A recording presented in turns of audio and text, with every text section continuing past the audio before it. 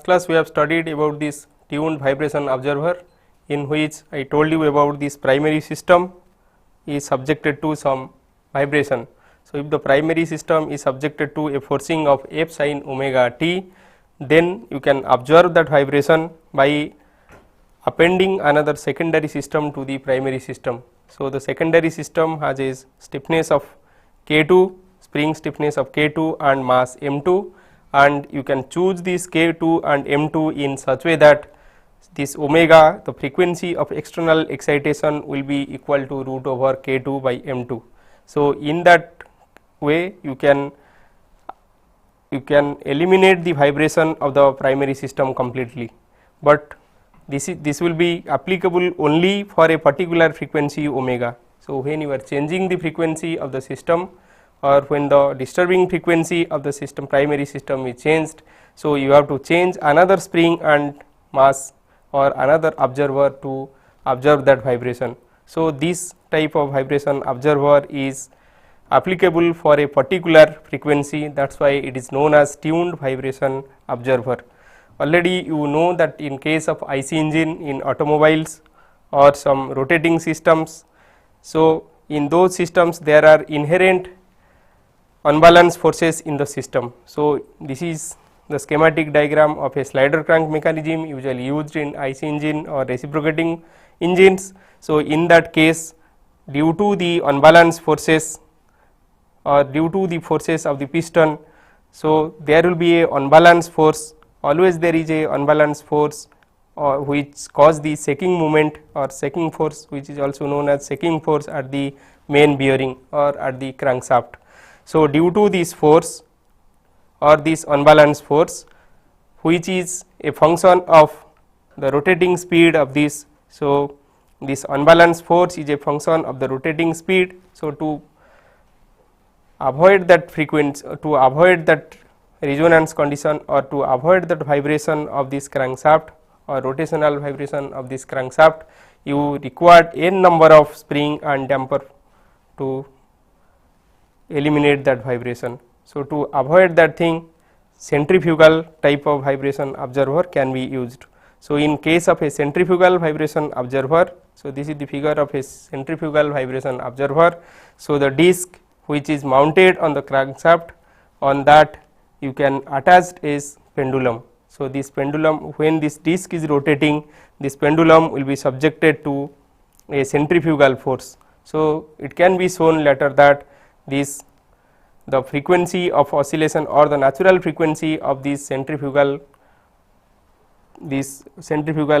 pendulum can be written in the form of the, or will be a function of the natural frequency of this disc. So, let n is the frequency of the oscillation, frequency of oscillation of the disc. So, in this case the acceleration of point, so point of on this mass can be written in terms of two components. So, one will be the centripetal component, other will be the radial component. So, the centripetal component will be r theta dot plus phi dot square, and it can be noted that this theta let at time t, the rotation of the disc is represented by theta. So, this pendulum has rotated by an angle phi. So, the centrifugal or the acceleration of this point is the acceleration of point O dash plus the acceleration, relative acceleration of this point with respect to O dash. The acceleration of point O dash as it is on this rotating disc can be written by two components. One is r theta dot square, which is towards the center of this, and another component is r theta double dot. So, this is r theta double dot component, and this is this component towards the center is r theta dot square. Similarly, the relative acceleration of this point, that is the center of the pendulum, to this O dash point at which it is hinged, can be written in two components. So, one component will be towards the center of this. So, this component equal to r theta dot plus phi dot whole square, and another component which is radial to it or which is in the tangential direction. So, this is the tangential direction component. So, that thing will be equal to r theta double dot plus phi double dot. It can be noted that as this is rotating with theta and this is rotating with phi. So, this point will have a angular velocity of theta dot plus phi dot, and hence the tangent the centrifugal component or centripetal component is r theta dot plus phi dot whole square, that is r into angular velocity square, and the radial component or the tangential component. So, the tangential component is r into alpha, that is the angular acceleration. Here the angular acceleration at this point equal to theta double dot plus phi double dot. So, the tangential component equal to r theta double dot plus phi double dot, and the centripetal acceleration term is equal to r into theta dot plus phi double dot whole square. Similarly, for point O dash we have already found that the centripetal component or this normal component is r theta dot square, and this tangential component is equal to r theta double dot. So, now the total acceleration at this point, that is the center of this pendulum, will be equal to the acceleration at O dash plus the acceleration of this point with respect to this point. So, we can divide this or we can choose a coordinate system in such way that, so let this is the I direction, that is along the length of the pendulum. So, this is I direction and perpendicular to this is j direction. So, we can write all the acceleration in terms of I component and j component. So, I component acceleration will be, so this is I component acceleration, and the acceleration at this point can be divided into two component, that is along this direction, that is I direction and j direction. So, already we know along this direction the acceleration is r theta dot square. So, r theta dot square can be divided into this along this direction I direction and j direction, as it makes an angle theta. So, this component will be r theta dot square cos phi, and the other component will be r theta dot square sin phi. Similarly, this r theta double dot can be divided into two component. So, you may note that this r theta double dot makes an angle 90 minus phi with this length of the pendulum or along the I direction. It makes an angle of 90 minus phi with the I direction. That is why the component along, so r theta double dot component along I direction will be equal to r theta double dot cos 90 minus phi, or it will be equal to r theta double dot sin phi. Similarly, its component along the j direction will be equal to r theta double dot sin 9. So, it will be sin 90 minus phi j. So, total acceleration can be retained in I direction and j direction as this. So, this will be equal to a m is the total acceleration of the mass of the pendulum. So, that can be retained as minus r theta dot square cos phi plus r theta double dot sin phi minus r theta dot plus phi dot square. So, this is the I component, and the j component will be r theta dot square sin phi plus r theta double dot cos phi plus r theta double dot plus phi double dot. So, this is along the j direction. So, again you can visualize that thing. So, only we have to divide this r theta double dot acceleration along this I direction and j direction. So, you know that this r theta double dot acceleration makes an angle 90 minus phi with respect to this I direction. That is why you can have this component. So, you can have r theta double dot. So, r theta double dot cos phi along j direction, that is sin 90 minus phi, that is cos phi, and similarly this r theta double dot sin phi along I direction, and you have to divide this r theta dot square. So, this along I and j direction. So, this is r theta, this is the direction of r theta dot square. So, it makes an angle phi with respect to this I. So, this component will be r theta dot square cos phi along I direction and sin phi along j direction. So, this is minus r theta dot square cos phi, and this is r theta dot square sin phi. So, in this way you can find acceleration of the mass of the pendulum. So, in this pendulum we have assumed that length of the pendulum equal to r, and this radius of the disc on which the pendulum is attached is capital R, and the disc is rotating with an angular speed of n. And after getting this angular acceleration at this point, so as you know that this point, this pendulum is hinged at this point, so we can find what is the moment acting on this pendulum, or the torque exerted by this pendulum on this disc. So, before that, the force we can calculate, the inertia force of this pendulum will be equal to mass into acceleration of the pendulum. Already we have calculated this acceleration. So, mass into acceleration will give the inertia force, or the force acting by this pendulum on this disc. So, the force will be, so this force as it is hinged at this point, the ith component will be or the if I am taking this moment about this point. So, r into the jth component of the force will be equal to 0, because this ith component passes through this point, passes through this hinge point. The ith component of the force, that is mass into acceleration, is the force, and its ith component as it passes through this point O dash. So, if I will write MO, the moment about this point equal to 0. So, then the jth component of acceleration into mass into this r will be equal to 0. So, I can, as this point it is hinged, so MO dash equal to 0, and writing this MO dash equal to 0. So, I can write mass into the jth component of the acceleration equal to 0, and I can assume this displacement to be very small, displacement of this pendulum to be very small, that is this phi to be small. So, as phi is small, then I can assume this cos phi equal to 1 and sin phi equal to phi.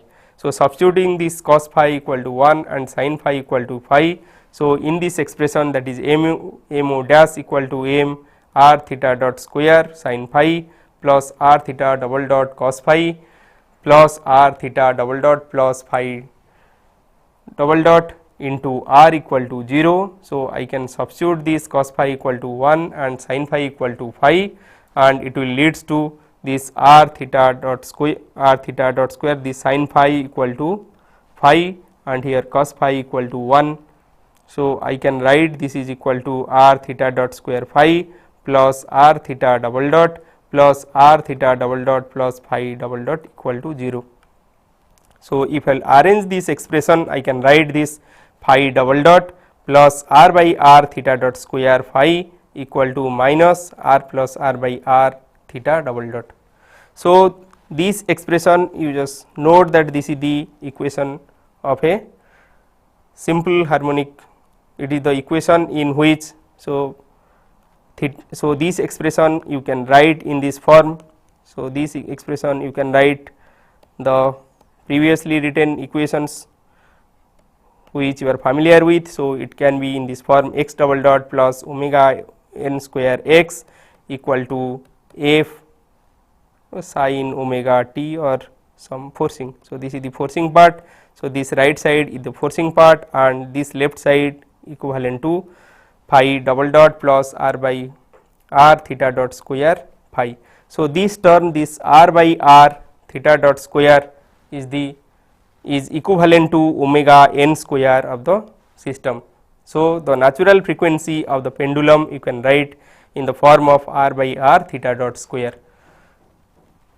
So, I can write the natural frequency of the system as r by r theta dot square. So, here I can assume this theta, the rotation of the disc, as a rotation, steady rotation n plus the small sinusoidal oscillation with frequency omega, and I can write this theta equal to, so nt plus theta 0 sin omega t. So, theta dot will be equal to, I can differentiate this expression, and I can write this theta dot equal to n plus omega theta 0 cos omega n t, cos omega t. And as this product of these two small terms, I can neglect this term and I can write this theta dot nearly equal to n, and theta double dot, if I will differentiate this expression. So, I can write this theta double dot equal to minus theta 0 omega square cos theta. So, it will be sin omega t. So, theta double dot I can write in terms of minus theta 0 omega square sin omega t, and theta equal to n t plus theta 0 sin omega t. So, here I am assuming the motion of the wheel to be a steady rotation n. So, I am assuming the rotation of this wheel as a steady rotation n plus some small disturbance. So, that small disturbance I am writing with a frequency omega. After writing that thing, so I can write this theta equal to n t plus theta 0 sin omega t. So, theta dot will be equal to n plus omega theta 0 cos omega t, which is nearly equal to n, and theta double dot I can write it equal to minus theta 0 omega square sin omega t. So, if I will substitute this theta double dot expression in the previous equation, so this equation will reduce to phi double dot plus r by r. So, this theta dot square I can replace it by n square. So, theta double dot plus r by r n square phi equal to theta double dot plus r by r n square phi equal to r plus r by r omega square theta 0 sin omega t. So, this is the expression of a undamped or the system without damping of a single degree of freedom system without damping, which you have studied in your vibration of single degree of freedom system. So, in this case this r by r n square is the natural frequency of the pendulum. So, here you can note this omega n square, that is the natural frequency of the pendulum, is directly proportional to the rotation of the disc, that is n.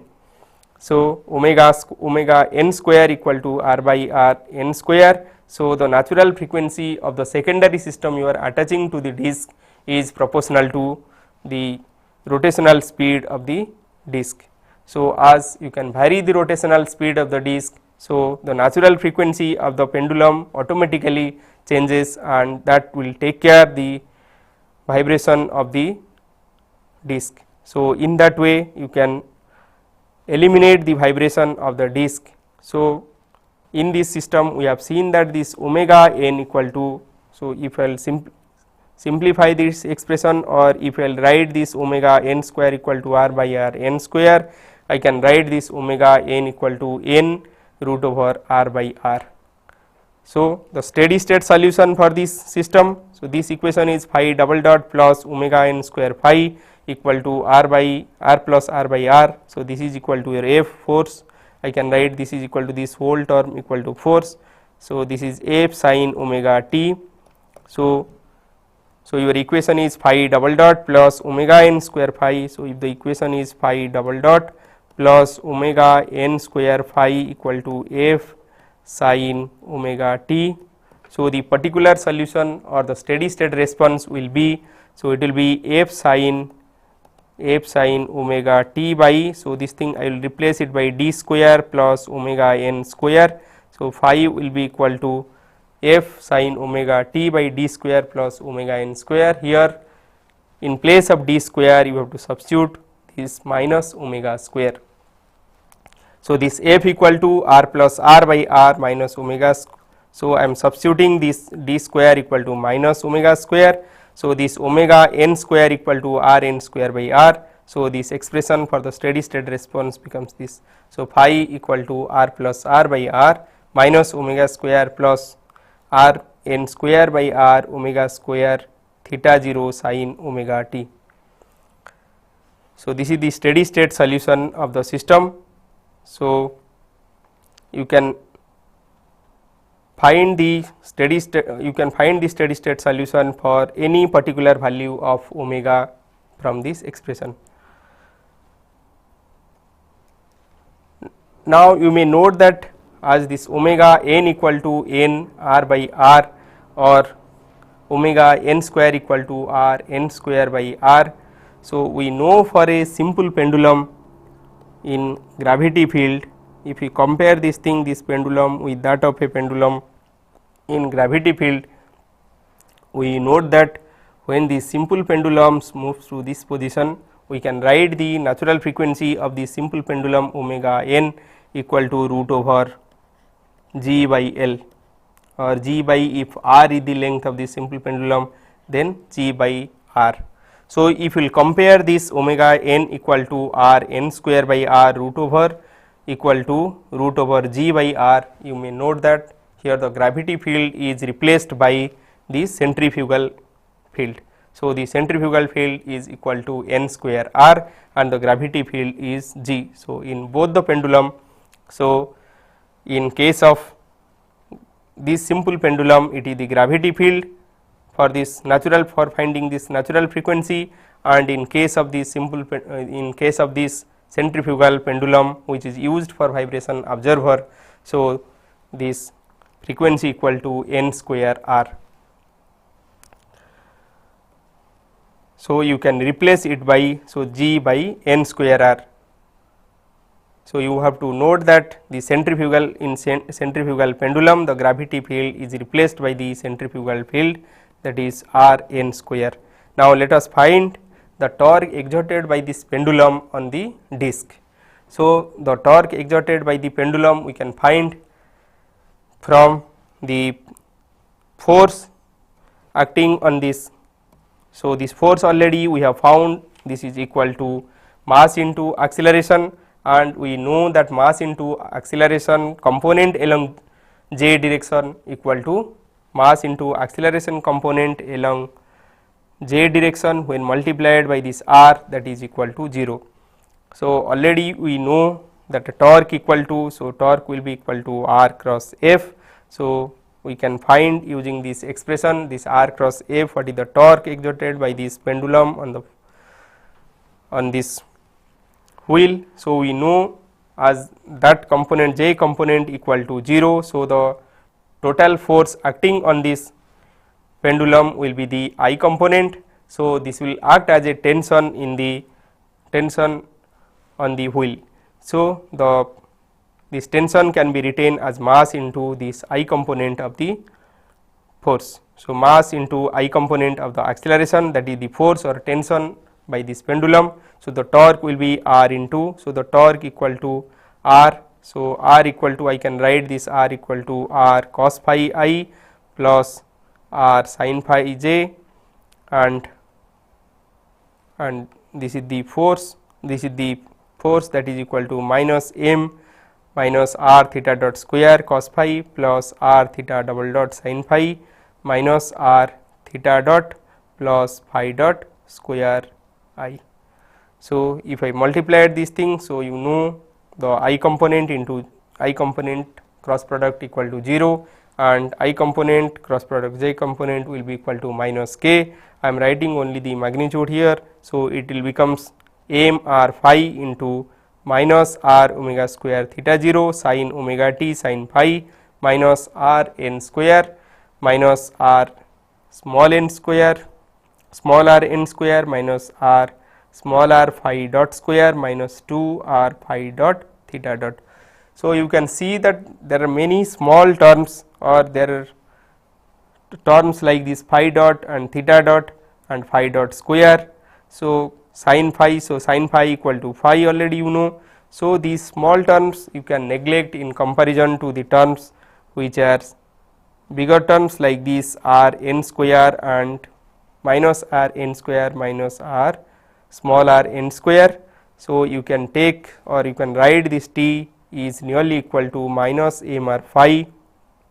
So, this is equal to minus m r phi into this r plus r n square. So, I have neglected these terms. So, this term I have neglected, and this term, these two terms also I have neglected in comparison to these two terms, that is equal to capital R plus small r, that is the radius of the disc plus the radius of the pendulum or the length of the pendulum into the square of the disc velocity. So, this is a larger term in comparison to this other term. So, I have neglected this term. So, the torque is equivalent to, or torque is equal to minus m r plus r n square r phi.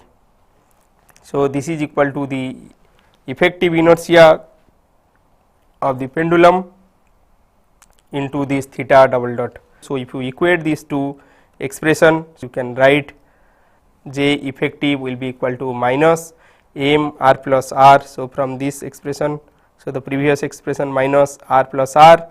So, this n square term I will replace it by, so this n square r term I know. So, this thing is written. So, J effective will be equal to m r plus r, theta double dot expression already we know. So, if you substitute that expression here, so this becomes m r plus r whole square by 1 minus r omega square by r n whole square.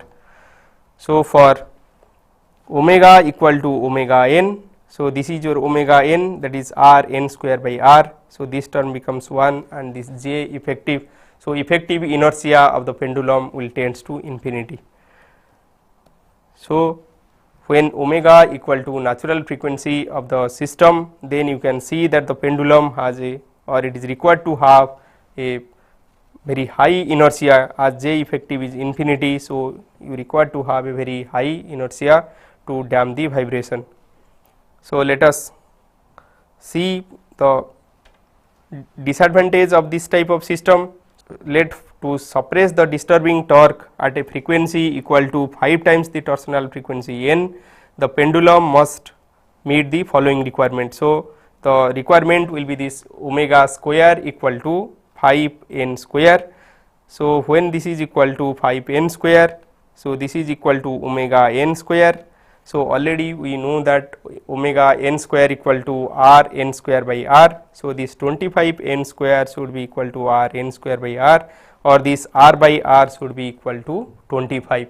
So, in this case you can observe that we have to make this r. So, the small r, that is the length of the pendulum, equal to r by 25. So, this is impossible to make for a physical system. So, as we go on increasing the frequency, or the as we go on increasing to suppress the frequency or higher harmonic frequency, it will be difficult, it will be very difficult to manufacture this length of the pendulum, which will be very less. So, when you are suppressing a vibration which is where the frequency is 5 times the frequency of the rotation, then we require the length of the pendulum to be 25 times less than the length of the radius of the disc. To avoid that thing, we may use another type of centrifugal observer, that is known as a Chiltern bifilar suspension or a bifilar suspension. So, in this case, so this is the crank. So, in this crank you just see this is the crank wave.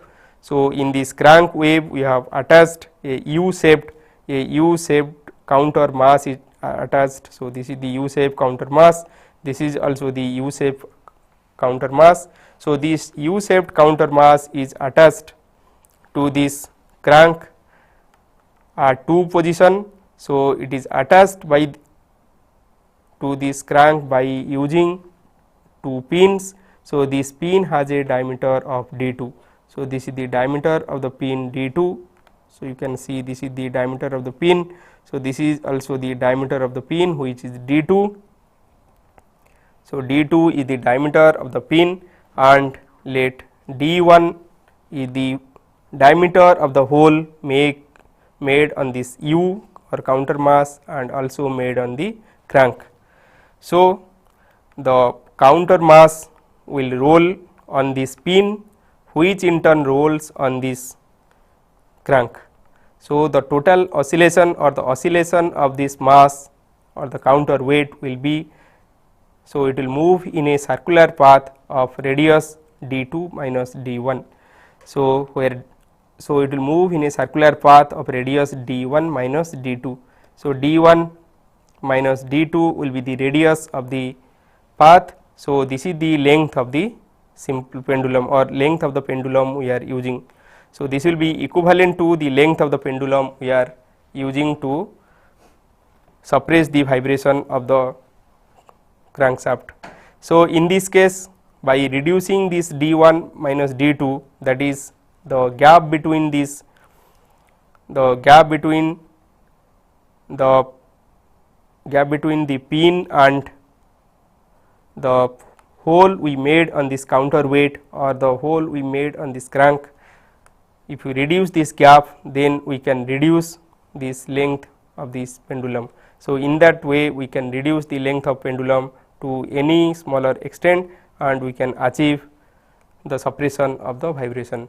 So, in this case, and so this is the way we can suppress the vibration by using this observer. So, already we have seen two types of observer. In one case we have observed the vibration by using this spring, we have observed the vibration by using secondary spring, and in the other case, so in the case when we have observed the vibration by using the secondary spring, we have taken the frequency omega of the primary system equal to the frequency K2 by M2 of the secondary system. So, in that way we have observed the vibration of the primary system and the secondary system is subjected to a very huge vibration, and by properly choosing this K2 and M2 we have found the or we have suppressed the vibration.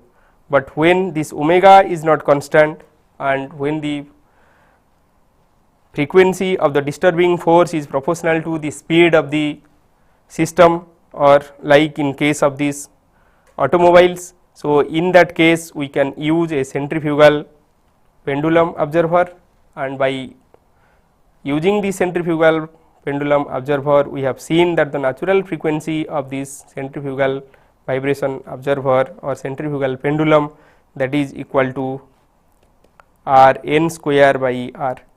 So, this omega n square we have found it equal to R n square by R, or this omega n equal to root over, so n into root over R by R. So, this natural frequency is proportional to the speed of the disc. So, as we can increase or when the speed of the disc varies, automatically the natural frequency of the system or the observer or the secondary system will increase, and in that way, so it will also become a tuned vibration observer.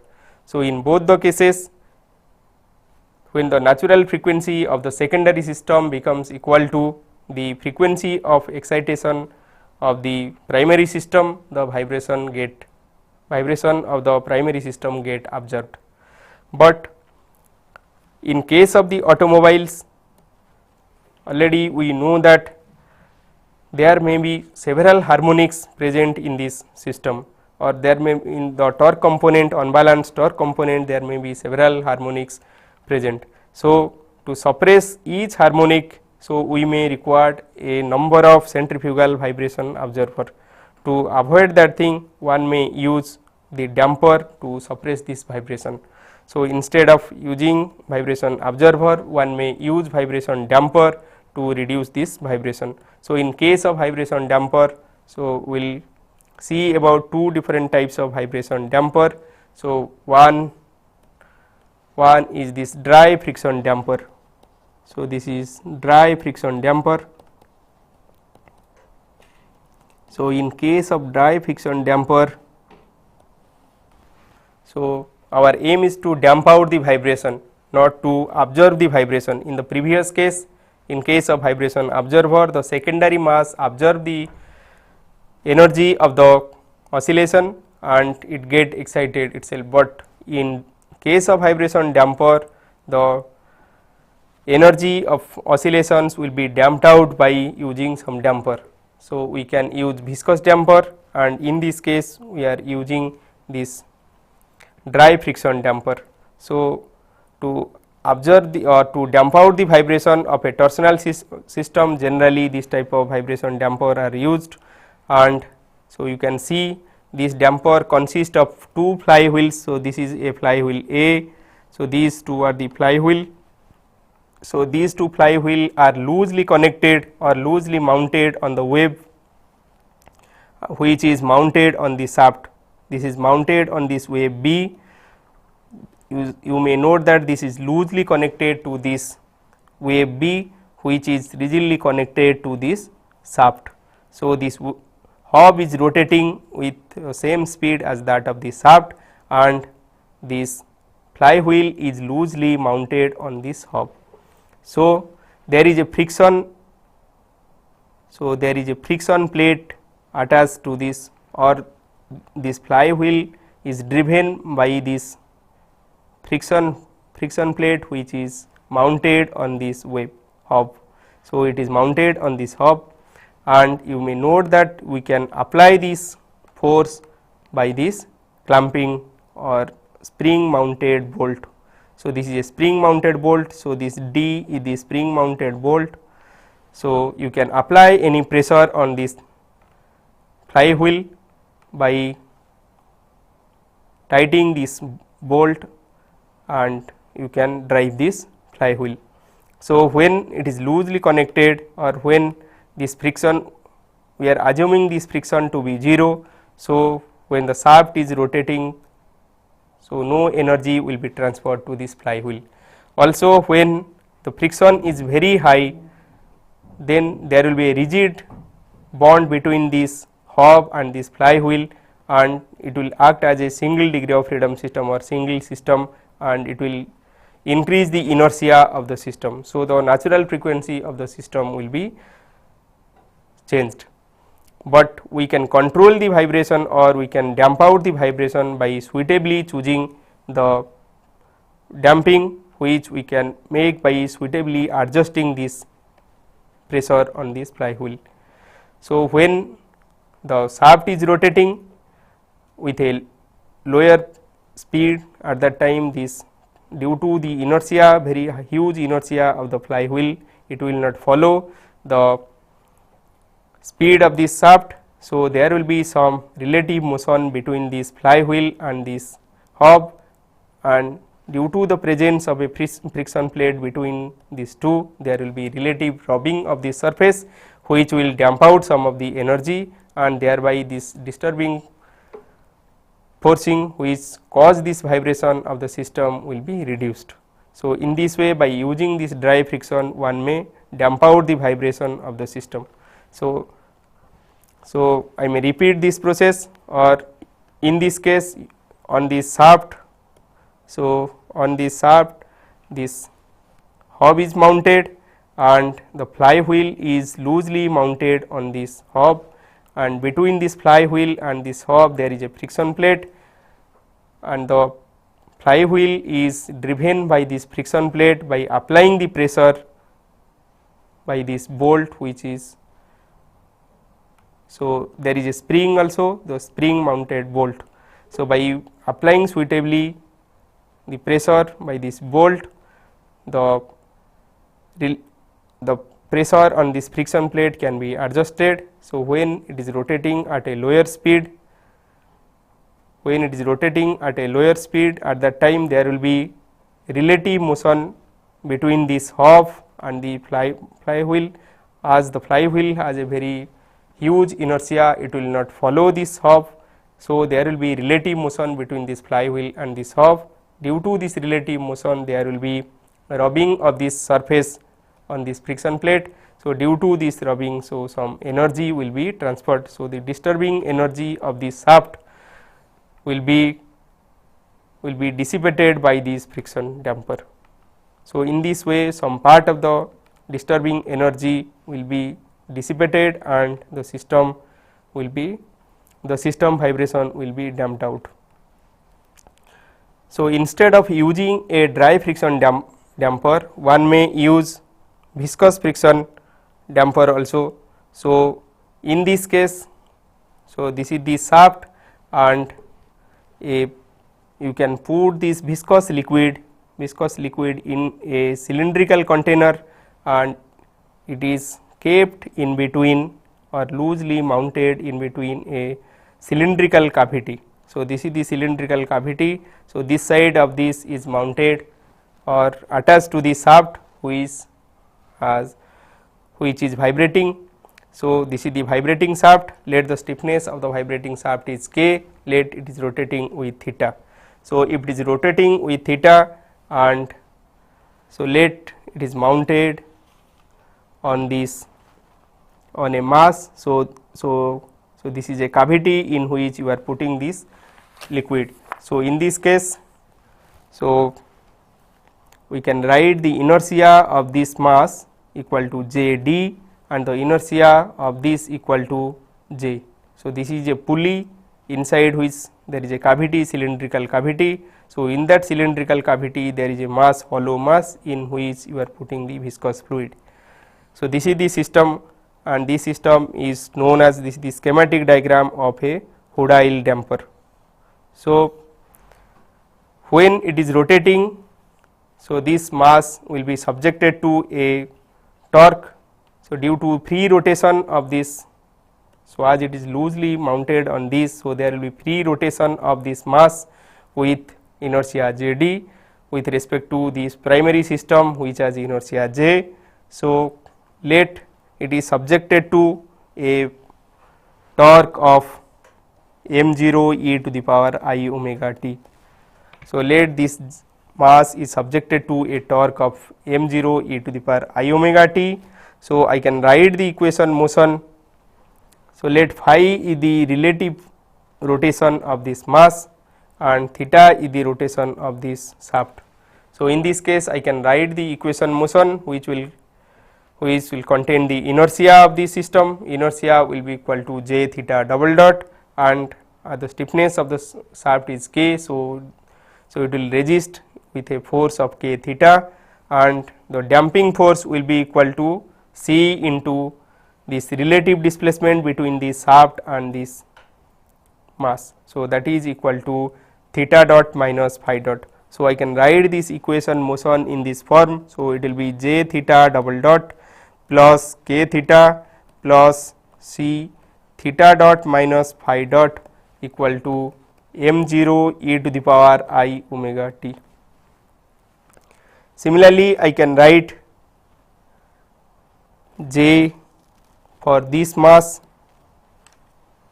for the rotating mass, inside rotating mass I can write as there is no force or there is no torque on this. So, I can write that is equal to J d phi double dot. So, J d phi double dot minus C theta dot minus, so theta dot minus phi dot equal to 0.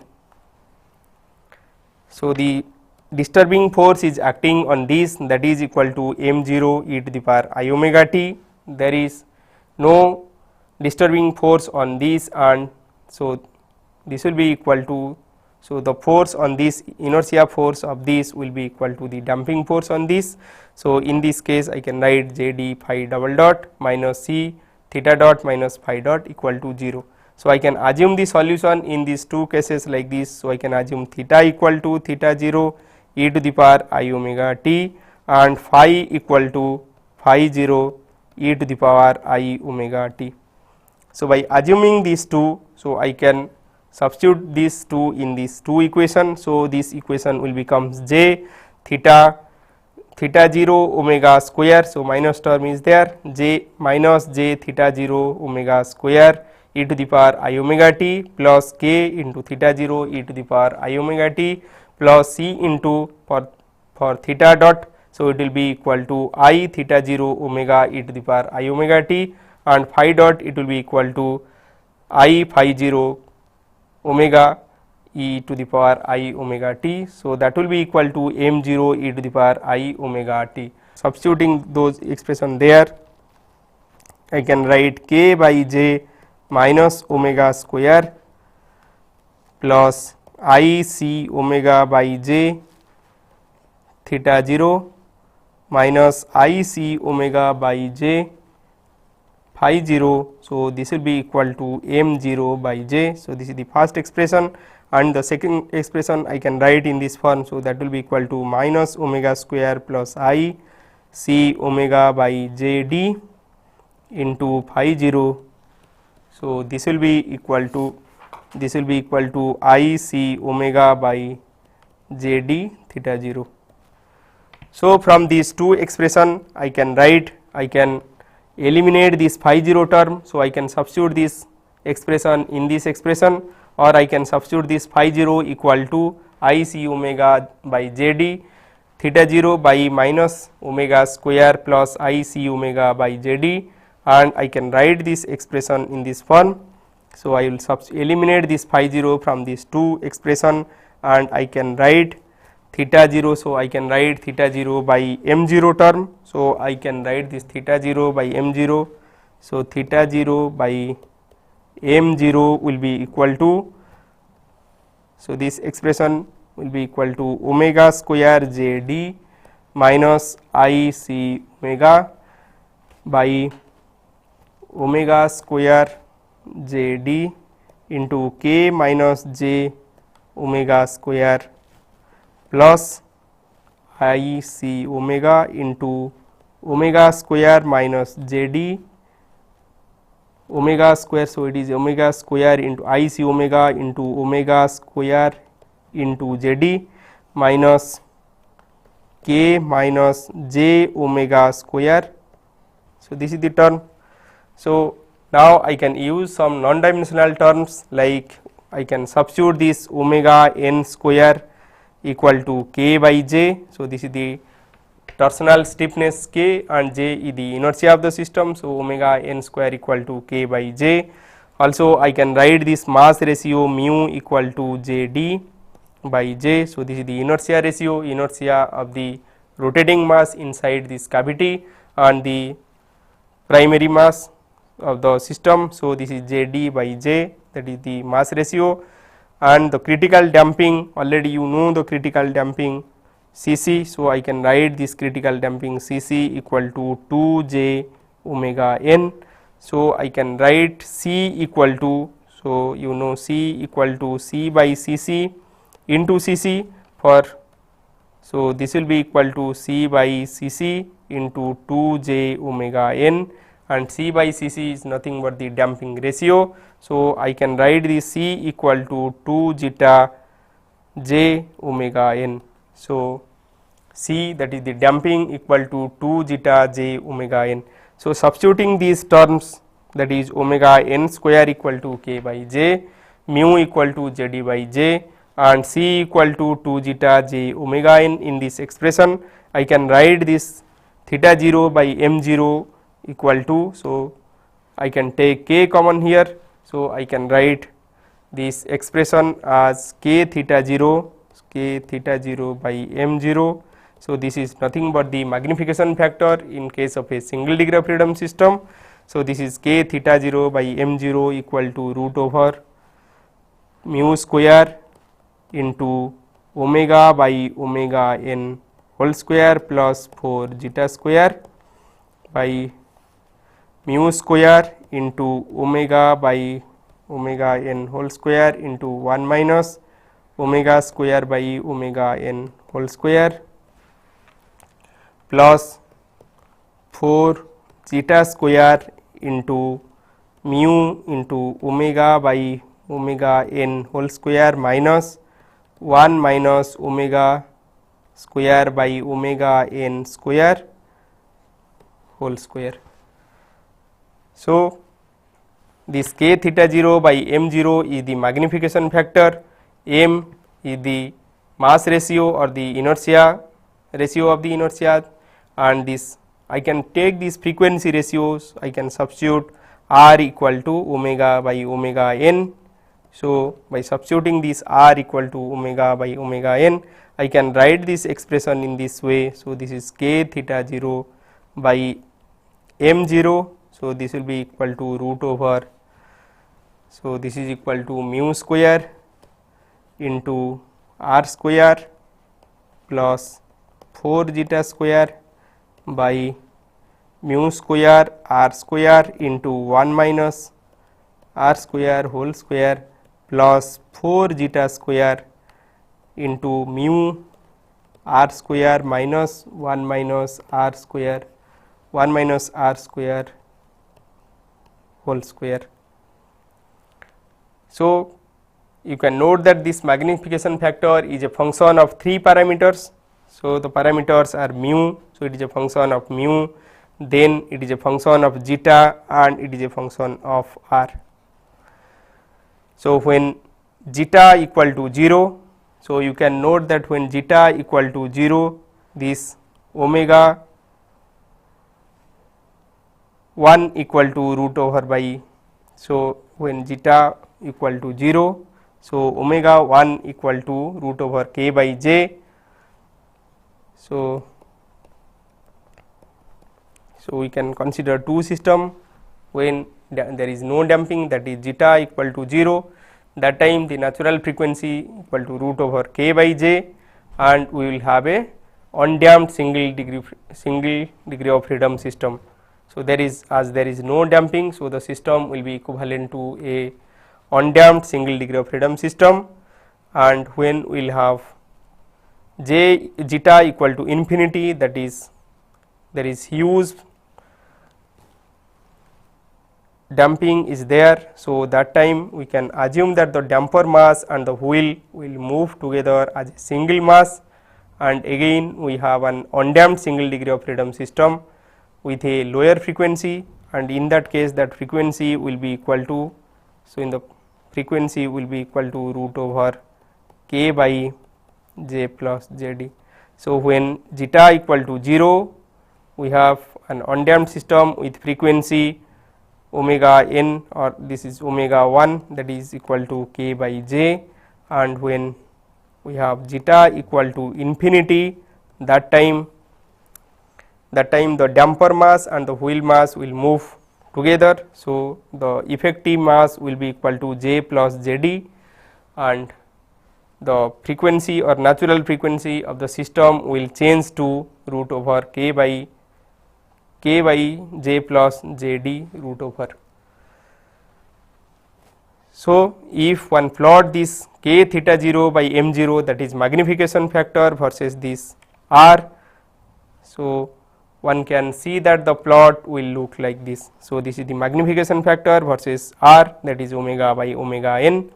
So, when zeta equal to 0, we have the response of a single degree of freedom system. So, already we have studied about the single degree of freedom system, magnification factor versus omega by omega n. So, when zeta equal to 0, so this is the curve for that. So, this is magnification factor 1, it starts from, so when omega by omega n equal to 0, it starts from 1, and when this omega equal to omega 1, so in this case this is omega 1. So, this omega 1 is nothing but root over k by j. So, omega 1 equal to root over k by j, and it is equal to, so that time you will have a infinity magnification factor when omega equal to omega n. But when zeta equal to infinity, so in that case when zeta equal to infinity, so your omega n is reduced to, or the natural frequency is reduced to k by j plus j d.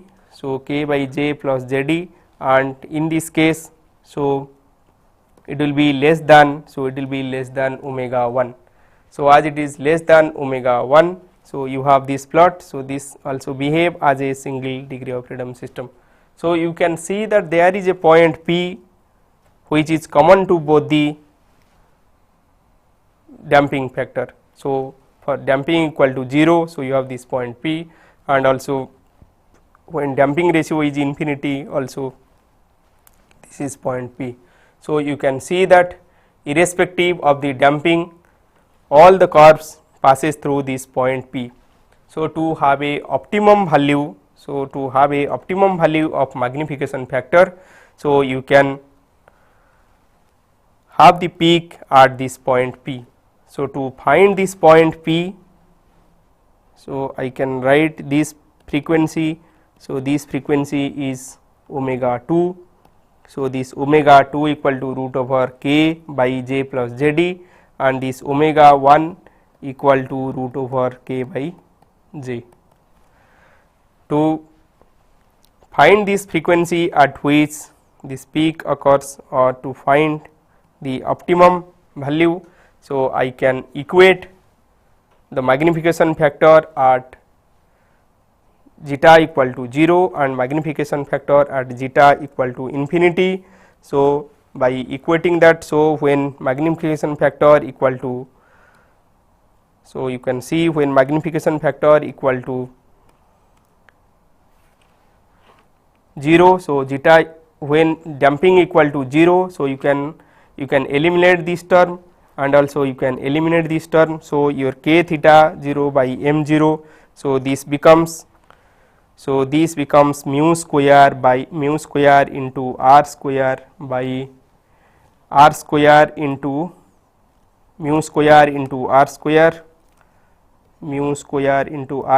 into 1 minus r square whole square, and when it is equal to infinity. So, when it is equal to zeta equal to infinity, so you divide this term. So, you can divide this term. So, if you divide this term, then on the top it will be 1, and in the bottom the terms remaining will be this term only. So, you can write that term and square it. So, you can find this is equal to 1 by mu r square minus 1 minus r square whole square. So, by equating the magnification factor at zeta equal to 0 and magnification factor at zeta equal to infinity, I can get. So, I can delete this r square mu square. So, this is 1 by 1 minus r square whole square equal to 1 minus mu r square minus 1 minus r square whole square, or by simplifying this thing I can write r square, I can write this r square equal to 2 by 2 plus mu, or r equal to root over 2 by 2 plus mu. So, this is the optimum frequency, or this is the frequency at which this optimum damping will occur. So, you can find the optimum damping value by, so from this expression for r you can find this optimum value of damping. So, this optimum value of damping will be equal to zeta 0 equal to mu by root over 2 into 1 plus mu into 2 plus mu. So, today class we have studied about the centrifugal vibration observer and different types of vibration damper. So, in case of vibration damper we have studied about this dry friction damper and about this about the viscous friction damper. So, by using this damper and observer one may eliminate or one may damp out the vibration of the system. So, by using the vibration observer one can observe the vibration. So, in that case the secondary system will be vibrating with very high amplitude, and in case of vibration damper we can damp out some of the vibration of the system. So, we have studied both tuned and untuned type of viscous observer and damper.